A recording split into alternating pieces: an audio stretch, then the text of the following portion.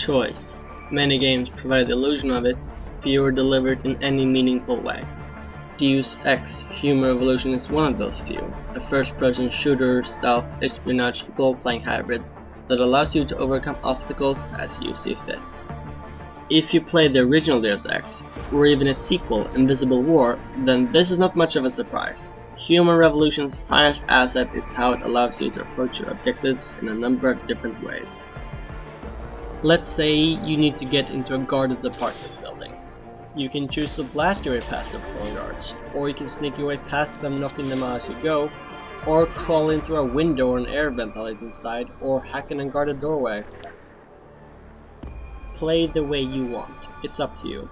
In Human Revolution, this kind of flexibility can be awe-inspiring, but like with many other ambitious games, the individual parts and pieces aren't as satisfying on their own terms. Mediocre AI and other problems ruin your suspension of disbelief, whether you go in guns blazing or use stealth. Boss fights are particularly hard, partly because they remove the element of choice and force you to play the game as a shooter. In fact, you could point out a number of flaws, both in the gameplay and the presentation. But taken in as a whole package, this globe-trotting adventure is enthralling, and occasionally explosive. Its conspiracy-laden vision of the future is disturbing, partly because that vision is grounded enough in reality to feel authentic.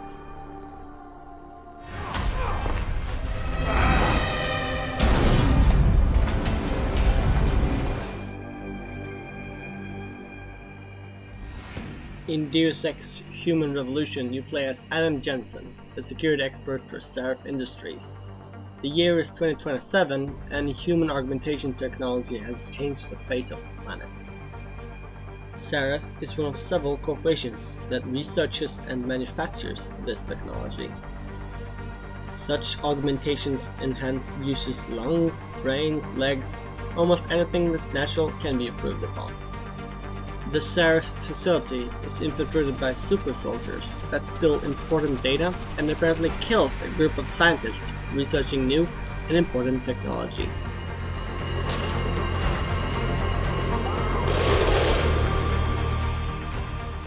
Thus begins your search for the truth.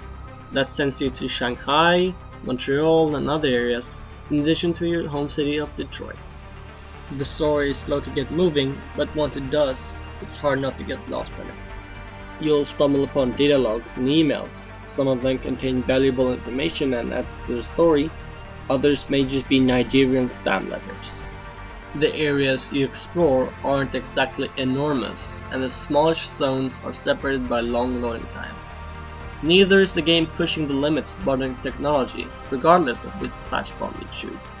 Stiff facial animations, frame rate drops on the console versions, and other visual problems can be distracting, but with its obvious visual limitations, Human Revolution does a wonderful job of creating a tense and futuristic atmosphere.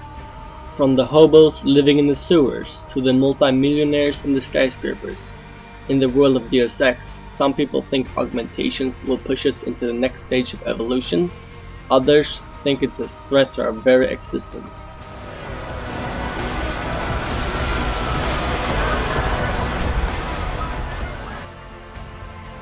And the atmosphere does a credible job of creating a world where such ideological differences thrive.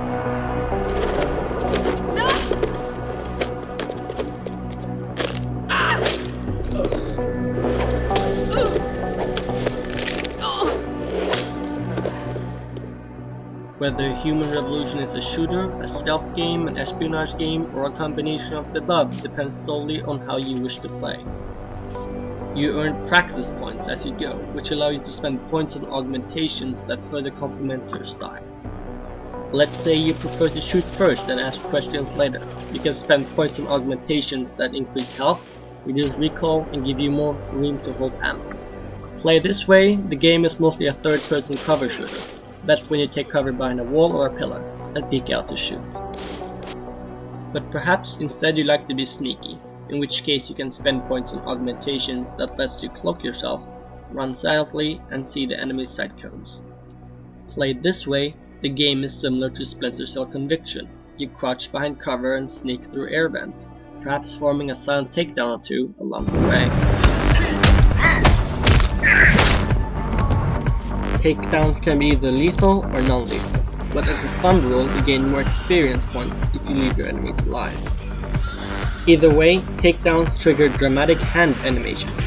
Sometimes they look wonderfully intense, other times the target will clip into the wall or nearby enemies will appear frozen in space, which makes this game look more bizarre than exciting. But stealthfully is the more challenging way to play Human Revolution. It's satisfying to sneak your way past security cameras, guards and turrets, and slip your way into a key area unnoticed. You also spend points on other skills, some more useful than others. One of them allows you to punch through walls at predetermined points, opening up new entrances or leading you to hidden ammo stashes. Another skill allows you to fall from any height and land unharmed, knocking out everyone near you. And some skills support two other areas, speech and hacking. Should you unlock the right augmentation, you can convince certain people to let you into restricted areas, or offer further information. A meter on the screen lets you know how convincing you are. A window gives you a rundown of the character's personality traits, and you can even release a pheromone that gives you access to new dialogue options. The lock hacking is more complex than in other games, and when you hack, you can earn extra experience points, money, or viruses that help you when hacking. All these options lead to a very ambitious game that grabs you and keeps you playing. And like many other ambitious games, some elements aren't as good as they should have been. The AI's problems, for instance.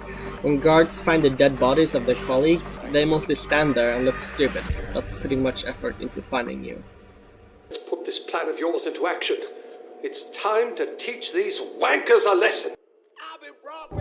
Almost any citizens have something to say to you, but you might hear the same voice samples coming from different persons, sometimes standing close to each other. Somebody scheduled a protest. Somebody scheduled a protest. Somebody scheduled a protest. I would have liked to have kicked a few asses myself. Those things stand out because the game works so hard to be otherwise believable, and in some cases, Human Revolution takes away your freedom to choose and forces you to play a very specific style. This occurs in side missions, for example, that forces you to hack. If you've been focusing in other areas, you may have to go back later or just skip the mission entirely. On the other hand, most of the boss fights turn the game into a pure shooter. This can be frustrating if you've been sneaking and hacking until then. And even if you are well equipped, the bosses can be annoying and frustrating. In a game based on choice, these forced confrontations does not belong. But these problems are easily forgivable in a game that does so much, and much of it really well. There's secrets to find almost anywhere. Searching a dead body might reveal a security code that can be used to bypass that lock that you can't hack because your level isn't high enough. You might find a rocket launcher after breaking a wall. You might also find weapons upgrades that increase damage, reduce recoil, and even let you shoot around corners. All this while you help a mourning mother come to terms with her loss, rescue a girl who's being kidnapped, and bring public shame to a cowardly murderer. It may take you a couple of dozen hours to see this conspiracy to the end, and because of your ability to influence certain story elements and complete your objectives in so many ways, Deus Ex Human Revolution invites replay. This is a great prequel to the original Deus Ex, and it's a great game in its own right. I would rate this game 8 out of 10 meatballs. Shit!